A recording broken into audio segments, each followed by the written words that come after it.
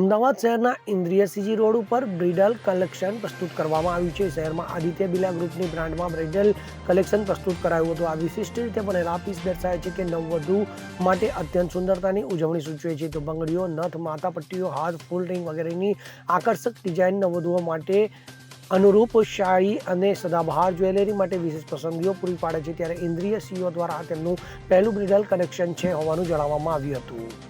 रुस्तम शेख साथे CN24 news Ahmedabad. હવે જુઓ દેશ દુનિયાની તમામ ખબરો તમારી આંગળીના ટેરવે।